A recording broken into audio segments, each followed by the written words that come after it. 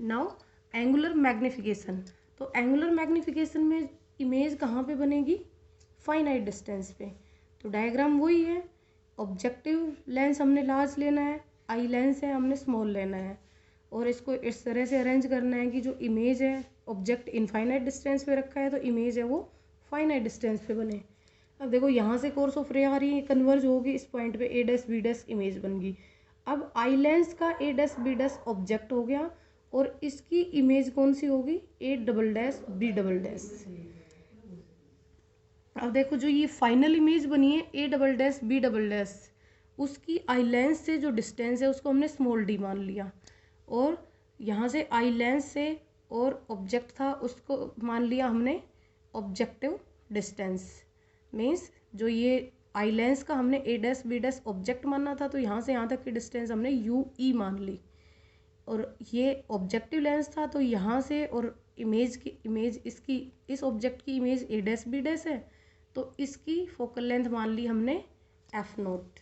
Infinite से course of रे आ रही थी, फोकस पे कन्वर्ज हो गई इसलिए फोकल लेंथ मान लिया इसको।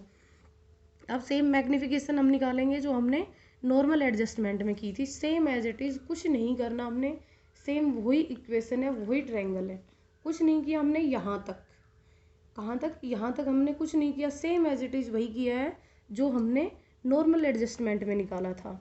अब देखो यहाँ से ये ए डैश बी डैश से A dash B dash cancel हो गया, C1 B dash upon C2 B dash.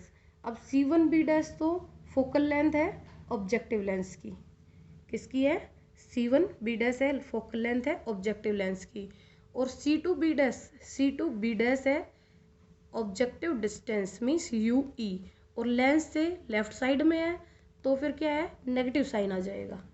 तो इसलिए जो मैग्निफिकेशन आ गई वो हमारी क्या आ गई, F naught upon minus you E.